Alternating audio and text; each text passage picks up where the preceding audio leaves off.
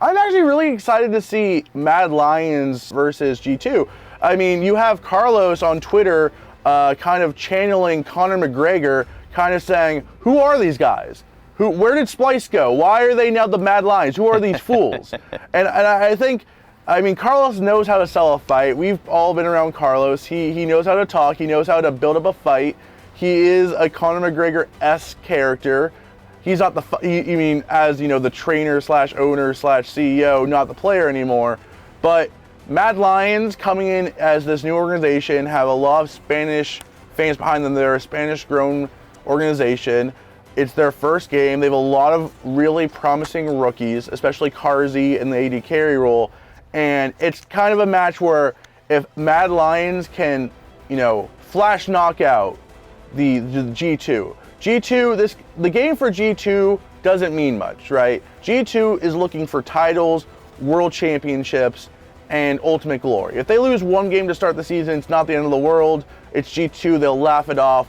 They'll say, we trolled.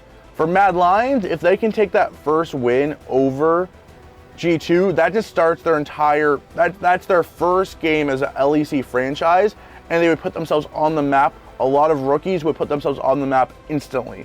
So I really look at that game to see, can Mad Lions get that quick knockout with, you know, this very unknown roster, these rookies who are looking to make an impact, versus a G2 team that I think that are going to come sauntering in kind of confident. We've seen them being overconfident, arrogant at times.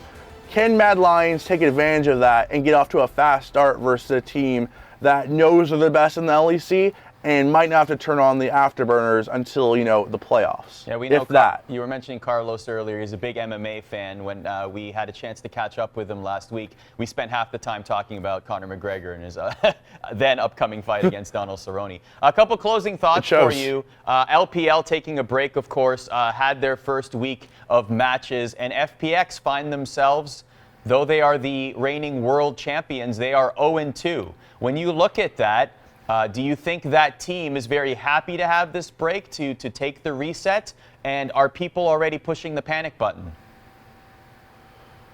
I think they're obviously happy because, again, when you are a top team in League of Legends, you almost have no offseason. The offseason starts for many teams when the season ends, right? I mean, I was talking to a lot of players at Media Day and a lot of owners, and for a lot of teams, especially North America, as North America got knocked out so quickly from Worlds.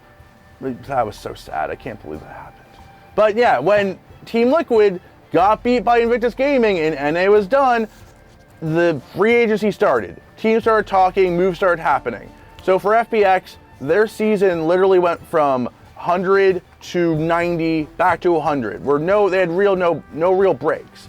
So for them, I think it's a really good time for them to relax, try to, you know, get Khan, who's coming over from T1, and to have him, you know, really hit his full potential on FPX. It's going to take a few weeks to months of him actually playing with this World Championship roster to get to that level. So for FPX, I think they're happy for the Lunar New Year, but I would not push the panic button yet. They're just like G2, right? They're a very close-knit team. They're very talented. They looked equally as bad at times last year in the LPL, but they got over the hump by just pure skill. This season, they started out slow, but I think that with time, especially if Khan trying to learn the ropes back in China after being in Korea for 3 to 4 years, coming back to a region where he kind of made a name for himself, that FPX, give them, you know, a few months. They'll be in the playoffs. They'll be in the hunt. They'll be probably in the semifinals, looking for a finals, looking to make MSI.